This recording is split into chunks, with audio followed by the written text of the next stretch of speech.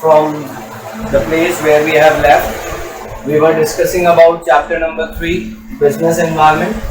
Till now we have discussed about definition of business environment. I think that everybody remembers that. क्या होता है? तो it's a sum total of all external forces, factors, institutions that are outside the control of business but affect the business decisions. Then we have discussed about its features. ठीक है, features में दो main features मैंने बताए थे जो exam point of view से important है, जिससे रिलेटेड क्वेश्चन बनने के चांसेस सबसे ज़्यादा होते हैं. कौन से क्वेश्चन फीचर्स थे? पहला तो एक था जनरल और स्पेसिफिक फैक्टर्स. याद है क्या? स्पेसिफिक फैक्टर्स में क्या आते हैं? कस्टमर्स वगैरह आते हैं जो कि आपके बिजनेस को डायरेक्टली और इमीडिएटली इम्पैक्ट करते हैं. जबकि जनरल में अपन किसको इंक्लूड कर रहे हैं? पेस्टल को.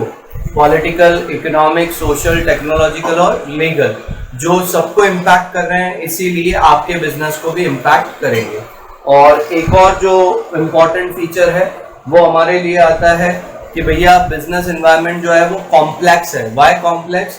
Because it is easy to understand in parts but it is quite difficult to understand in totality. Then we have discuss about importance of business environment, जिसके लिए मैंने आपको मेन एक टॉपिक बताया था, स्वॉट एनालिसिस. क्या होता है स्वॉट? स्ट्रेंथ, वीकनेस, अपॉर्चुनिटी और threat. Strength, weakness that are internal to the organisation, opportunity और थ्रेट इंपॉर्टेंट है. अगेन 1 मार्क क्वेश्चन के लिए. अपॉर्चुनिटी क्या होते हैं? जो आपके लिए क्या है? पॉजिटिव ट्रेंड्स है. क्या है बेटा? पॉजिटिव ट्रेंड्स है. कहाँ पे? एक्सटर्नल एनवायरमेंट्स में. वो आपके लिए क्या कहलाएगा? अपॉर्चुनिटी. और वो चीजें जो नेगेटिव है, जो नुकसान पहुंचा सकती है, वो क्या कहलाएगा? थ्रेट. ठीक है. क्या इंपॉर्टेंस थी? अर्ली मूवर एडवांटेज वाला. ठीक है. थ्रेट्स को आइडेंटिफाई करने वाला, coping with rapid changes and all that we have discussed. After that we have discussed the dimensions of business environment. What was that? PESTEL, political, economic, social, technological and legal.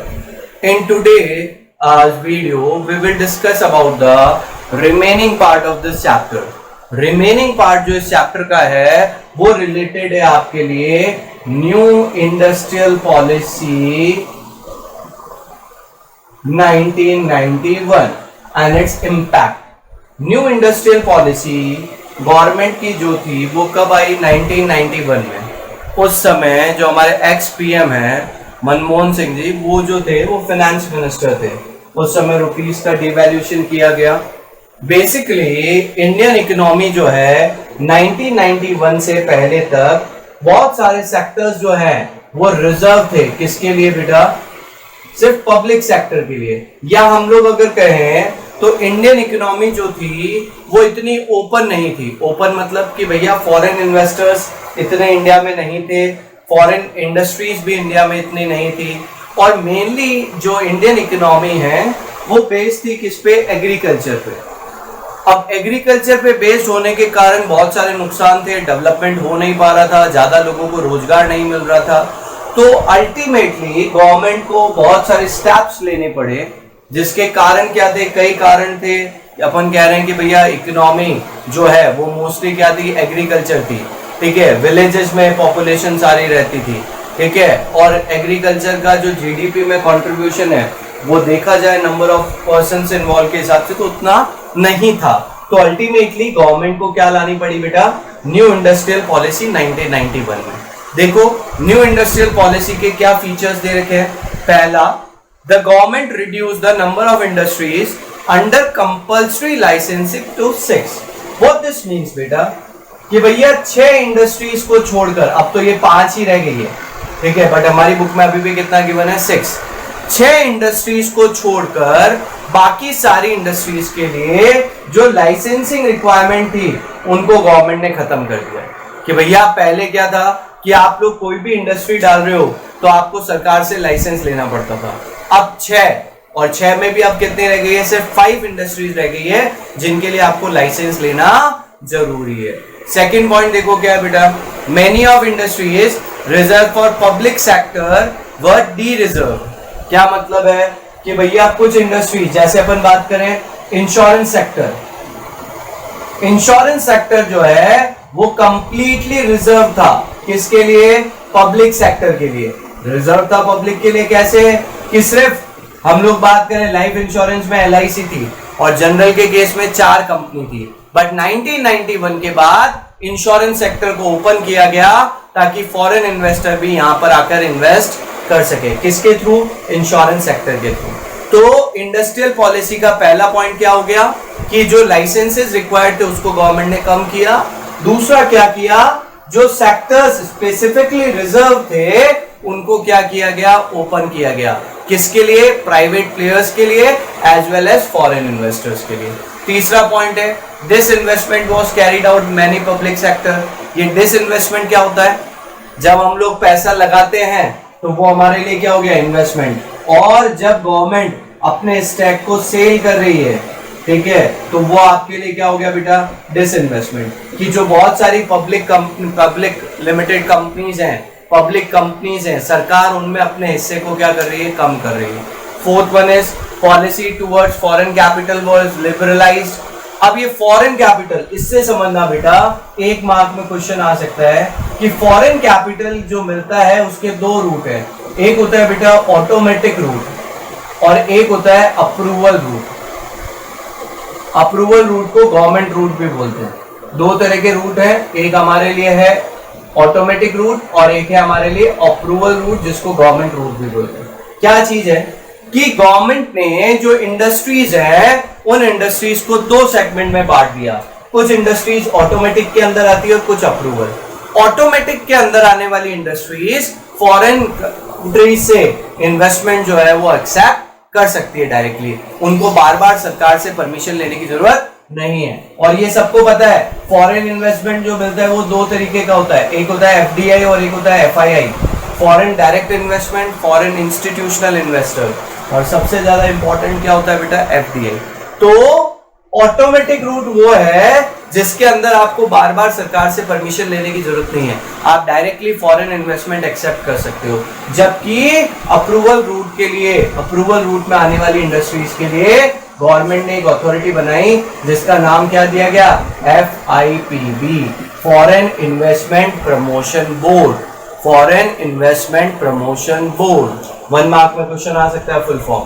Foreign investment promotion board बनाया गया और उनसे आपको क्या लेनी पड़ेगी? Permission लेनी पड़ेगी।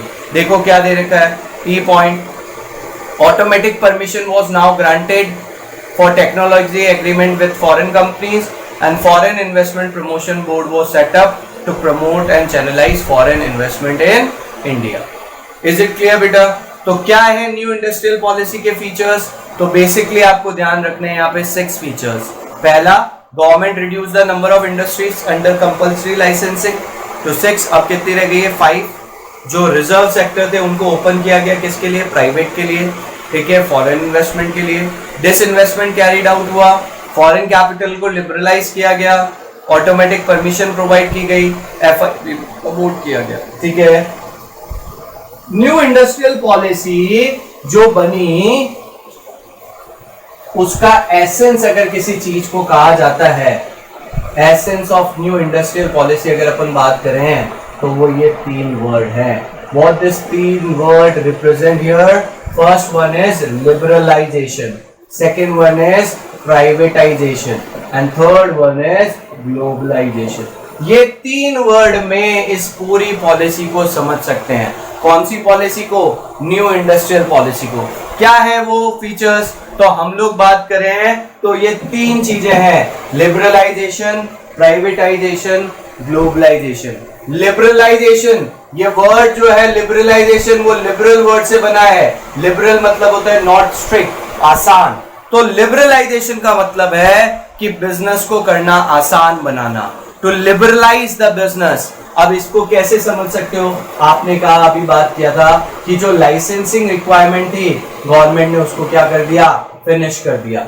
जो बार बार आपको अप्रूवल लेने थे, जो परमिशन सिस्टम थे, जो कोटा सिस्टम था, परमिट होते थे पहले, कोटा मतलब एक फिक्स क्वांटिटी होती थी, उतना ही आप ट्रेड कर सकते थे, उनको धीरे धीरे खत्म किया गया। तो वो आपके लिए क्या है? लिबरलाइजेशन। इसीलिए 1 लाइन में जब अपन डिफाइन करते हैं तो कहते हैं लिबरलाइजेशन मतलब removal of unnecessary trade barrier. Removal of unnecessary trade barriers, यानी कि जो बिजनेस को करना है आसान बनाना, जो अननेसेसरी रिक्वायरमेंट्स थी उनको खत्म करना डोमेस्टिक लेवल पे, तो वो क्या कहलाया बेटा? Liberalisation, removal of unnecessary restrictions, या अपन इसको कहते हैं licence free system, permit quota free system, that is liberalisation. And second one is privatisation. क्या एसोसिएट कर सकते क्या फीचर से? हाँ बिल्कुल, आपने पढ़ा था डिसइन्वेस्टमेंट। क्या होता है डिसइन्वेस्टमेंट? सरकार अपना हिस्सा बेच रही है। What is privatisation? Transfer of public enterprises there management in the hand of private sector. सरकार के जो पब्लिक सेक्टर अंडरटेकिंग है, जिनको अपन पीयूसी कहते, ठीक है, पीएसयू कहते हैं, पब्लिक सेक्टर अंडरटेकिंग, उनमें सरकार का जो हिस्सा है, सरकार उस हिस्से को क्या कर रही है? धीरे धीरे कम कर रही है। और प्राइवेटाइजेशन क्यों किया गया? इसका सबसे बड़ा कारण था कि जो पब्लिक सेक्टर अंडरटेकिंग्स है, पब्लिक सेक्टर अंडरटेकिंग्स जो है, वो जो भी अपॉर्चुनिटीज आ रही थी उनका पूरा फायदा नहीं उठा पा रहे थे। जो लॉस मेकिंग इंडस्ट्रीज है वो और ज्यादा लॉस क्रिएट कर रही थी, कारण उनको पता है कि उनको फाइनेंशियल सपोर्ट है किससे? गवर्नमेंट से। तो प्राइवेटाइजेशन इसलिए किया गया ताकि पब्लिक सेक्टर के जो बिजनेस है उनको ज्यादा इफेक्टिव बनाया जा सके, जो लॉस मेकिंग है उनको ये रियलाइज कराया जाए कि उनको अगर सरवाइव करना है तो they must earn their own profit. And third one is globalisation. What this means? अगर डिफाइन पढ़ोगे तो लिखेंगे क्या? Integration of domestic economy with the world economy, यानी कि पूरे वर्ल्ड को एक बाजार बना देना, मार्केट बना देना। मतलब ये लिबरलाइजेशन से एसोसिएट करके याद रखना है। लिबरलाइजेशन क्या था? Removal of unnecessary trade restriction in domestic area, और ये है कि इंटरनेशनल बिजनेस में आने वाले अननेसेसरी ट्रेड बैरियर्स को क्या खत्म करना, वो क्या है? ग्लोबलाइजेशन। इंडियन फर्म्स को मौका देना कि वो फॉरेन में जाकर बिजनेस सेटअप कर सके, या फॉरेन कंपनीज वगैरह को मौका देना कि वो इंडिया में आकर अपने बिजनेस को सेटअप कर सके, वो पार्ट है आपके लिए ग्लोबलाइजेशन का। ठीक है, समझ में आ रहा है क्या? तो जो न्यू इंडस्ट्रियल पॉलिसी है उसका एसेंस किसको कहेंगे? एलपीजी। Liberalisation, privatisation, globalisation. समझ में आया? ये सबसे इंपॉर्टेंट टॉपिक है, इससे रिलेटेड भी क्वेश्चन बन सकता है एग्जाम में बेटा। पहले जब डायरेक्ट क्वेश्चंस बनते थे तो इनसे आता ही आता था एक क्वेश्चन, अब चांसेस कम है इनडायरेक्ट में। ठीक है, नेक्स्ट टॉपिक अपन जो डिस्कस करेंगे वो बात करते हैं अपन बेटा impact of government policy changes. Impact of government policy changes, सरकार ने जो पॉलिसी चेंज की उसका क्या इंपैक्ट आया? पहला इंपैक्ट है इंक्रीज इन कंपटीशन। कंपटीशन बढ़ गया। कैसे बढ़ गया बता सकते हैं? बहुत ईजी है कि भैया पहले व्यापार करना क्या था? डिफिकल्ट था, तो कम लोग बात करते थे कि कौन हेडेक पाले। फॉरेन प्लेयर्स भी अलाउड नहीं थे, सिर्फ डोमेस्टिक वाले ही करते थे, तो लिमिटेड नंबर ऑफ सेलर्स थे। बट जब बिजनेस को करना क्या करा गया? इजी किया गया, फॉरेन इन्वेस्टमेंट और फॉरेन फर्म्स को अलाउ किया गया, तो नंबर ऑफ फर्म्स क्या हुई? बढ़ी। तो उसी के कारण अपन क्या कह रहे हैं कि गवर्नमेंट पॉलिसी का सबसे बड़ा इंपैक्ट क्या आया? इंक्रीजिंग कंपटीशन, कि जो सेलर्स हैं वो बढ़े। ठीक है, दूसरा इंपैक्ट जो आया बेटा, सीधी सी बात है, कंपटीशन बढ़ेगा तो अब यहाँ पे आ गया more demanding customer. More demanding customers, more demanding customers means what? Now customers are more aware about the things, about services available in the market. क्यों? पहले लिमिटेड नंबर ऑफ सेलर थे, तो भैया जो बनाते थे वो बिक जाता था, वही बायर को खरीदना होता था, उनके पास ज्यादा ऑप्शंस नहीं थे। बट कंपटीशन बढ़ा तो वो उनके लिए फायदेमंद हुआ। किनके लिए? Customers. Now we say customers are the king of market. Reason is simple कि भैया सेलर्स बढ़ गए, अब वही सेलर कामयाब होगा जिसके पास कस्टमर्स है। ठीक है, third one is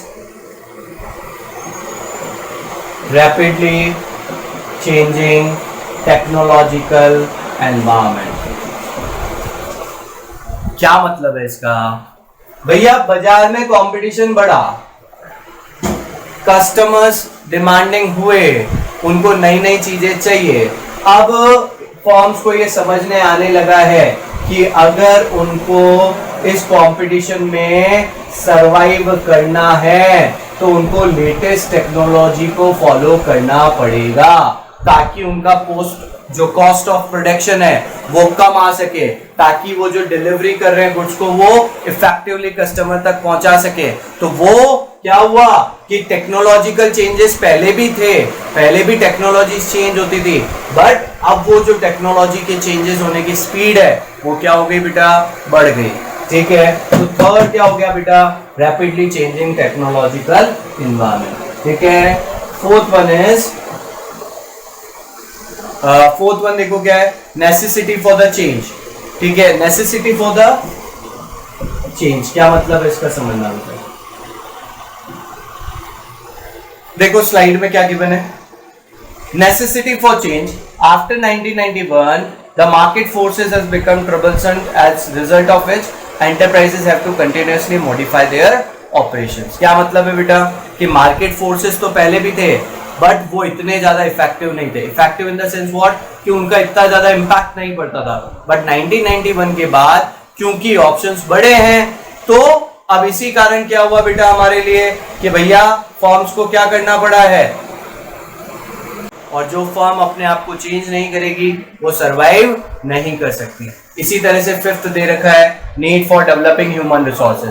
the new market condition require people with higher competence and greater commitment, hence the need for developing human resources। ये सबसे इंपॉर्टेंट था, need for developing human resource किसके लिए, basically for Indian scenario, for Indian companies. क्यों, क्योंकि Indian firms को अब ये रियलाइज हुआ, क्योंकि अब उनको सिर्फ डोमेस्टिक प्लेयर से compete नहीं करना है बल्कि इंटरनेशनल प्लेयर से भी compete करना है। तो इसीलिए उन्होंने समझा कि उनकी जो सबसे बड़ी ताकत है वो है उनके एम्प्लॉइज, और एम्प्लॉइज अगर कॉम्पिटेंट होंगे, स्किलफुल होंगे तो बिजनेस ऑटोमेटिकली सरवाइव करेगा और ग्रो करेगा। इसी कारण उन लोगों ने अपना फोकस किया शिफ्ट किसके ऊपर, डेवलपिंग ह्यूमन रिसोर्सेज। वो लोग वर्कर्स को इफेक्टिव ट्रेनिंग देने लग गए, उनको साइंटिफिकली सेलेक्ट करने लग गए, ताकि जो पर्सन है जिसकी जो एबिलिटी है उसके हिसाब से उसको काम दिया जाए, ताकि वो क्या करे, ना केवल उसके लिए फायदेमंद हो, साथ में बिजनेस के लिए भी फायदेमंद हो। ठीक है बेटा, सबसे इंपॉर्टेंट है मार्केट ओरिएंटेशन, ये समझना बेटा सबसे इंपॉर्टेंट है, क्वेश्चन बनता है। दो तरह की कंसेप्ट है, एक है production orientation, production orientation. Earlier there was a production orientation. ये क्या था कि पहले सीधी सी बात करें तो पहले माल बनता था, उसके बाद आप बाजार में जाते थे और कोशिश करते थे उसको बेचने की। But now the concept has totally change. Before manufacturing the firms go to the market, do the market research and produce the goods according to the requirement of customers, और वही मार्केट ओरिएंटेशन है। पहले तो बनाकर फिर बाजार जाते थे बेचने के लिए। आज के युग में मार्केट ओरिएंटेशन का मतलब है कि पहले आप बाजार में जाओ, कस्टमर्स की नीड वगैरह पता करो, उनकी डिमांड के अकॉर्डिंग गुड्स बनाया जाएगा। See in the slides, market orientation. Earlier firm used to produce first and go to the market for sale later, वो कहलाया बेटा हमारे लिए production orientation. In a fast changing world there is a shift to market orientation, in as much the firm have to study and analyze the market first and produce goods accordingly. And last one is loss of budgetary support, loss of budgetary support to public sector। अभी मैंने बताया था privatisation का कारण कि जो public sector undertakings हैं वो इफेक्टिवली ऑपरेट नहीं कर रही थी, तो गवर्नमेंट ने उनको जो सपोर्ट दिया जा रहा था फाइनेंशियल, उसको धीरे धीरे कम किया ताकि वो अपने लिए सरवाइव कर सके, खुद इतना कमा सके। समझ में आया क्या? तो what is the impact of government policy change? Increase in competition, more demanding customers, direct inter related है। Third, rapidly changing technology environment, need for changes, need for developing human resource, market orientation, product orientation, बनाओ बाजार में जाके बेचो, और market orientation पहले बाजार जाओ, इंफॉर्मेशन इकट्ठी करो फिर बनाओ। और लॉस ऑफ बजटरी सपोर्ट कि सरकार ने जो लॉस मेकिंग पीएसयूज है उनमें अपने हिस्से को धीरे धीरे कम किया और उनको जो फाइनेंशियल सपोर्ट प्रोवाइड किया जा रहा था उसको धीरे धीरे कम किया ताकि वो लोग खुद का पैसा खुद कमा सके, सरवाइव कर सके। Now last topic of this chapter is demonetisation. कौन कौन लाइन में लगा था नोट चेंज कराने के लिए? ऑलमोस्ट लगे होंगे, घर वाले तो सबके लगे होंगे, मैं भी लगा था। डीमोनेटाइजेशन क्या होता है बेटा? ठीक है, 2016 से पहले पूछते तो बहुत से जनों को तो पता ही नहीं था होता क्या डीमोनेटाइजेशन है। क्या डीमोनेटाइजेशन? कि सरकार क्या करती है, जो करेंसी चलन में है, जो अमाउंट रुपीस चलन में है, उनको क्या कर दिया जाए, चलन में मतलब उसको कहा जाता है लीगल टेंडर में, उसको क्या करना, खत्म कर देना। तो वो क्या कहलाता है, डीमोनेटाइजेशन। कि सरकार द्वारा जो करेंसी चलन में है उसको चलन से बाहर कर दिया जाए तो वो क्या कहलाता है, डीमोनेटाइजेशन। देखो स्लाइड में क्या कह रहा है। पहली चीज, the government made an announcement कब किया था, 8 नवंबर 2016। क्या किया था कि जो 500 और 1000 के नोट है वो लीगल टेंडर में नहीं रहेंगे। ठीक है, अब इसका एम क्या था बेटा? The aim of demonetisation was to curb correction. सरकार ने जब ये स्टेप उठाया तो उनका यही सबसे बड़ा कहना था कि भैया हम ये कदम क्यों उठा रहे हैं, ताकि करप्शन को रोका जाएगा, जो इलीगल एक्टिविटीज में पैसा इन्वॉल्व है गलत, उसको कम किया जाएगा, और जो ब्लैक मनी इकट्ठी हुई है उसको खत्म किया जाएगा। ठीक है, नेक्स्ट टॉपिक इज डीमोनेटाइजेशन के फीचर्स क्या हैं। तो देखो फीचर्स में पहला, demonetisation is viewed as a tax administration measure. Tax administration measure कैसे मतलब हुआ बेटा?